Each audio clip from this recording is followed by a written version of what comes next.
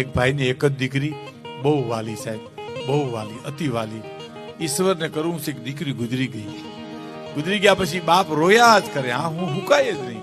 મારા તમારા જેવા કેટલા સમજાવ ભાઈ મૃત્યુ છે, આમ છે, જિંદગી આટલી હોય, બીજું ઈ કે બધી વાત તમારી સાચી છે. એક દ્રષ્ટાંત તમે આપો તો આમાં 3 દ્રષ્ટાંત આપો, એવો ડાયો માણસ.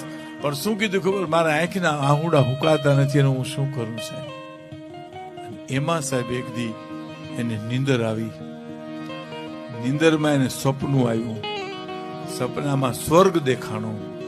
સ્વર્ગમાં 14 દીકરી ઉભી હતી, એમાં પોતાની દીકરી જોઈ ગયો. આ મારી દીકરી ઉભી સપનામાં હો. અને નીરમાં હરી કાઢી 13 દીકરીઓની મીણબત્તી સલગતી હતી, પોતાની દીકરીના હાથની મીણબત્તી ઓલાઈ ગઈ હતી.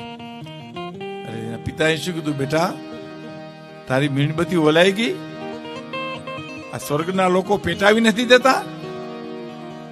મરનાર દીકરીએ સપનામાં બાપને જવાબ આપ્યો, બાપુજી સળગાવી દે છે બધાએ, પણ તમારા આહુડા ઓલવી નાખે છે ને એટલે મારી મીણબત્તી ઓલાઈ જાય છે. તમારા આહુડાથી મારી મીણબત્તી ઓલાઈ જાય. આટલું બોલી થાતો બાપની ઊંઘ ઉડી ગઈ.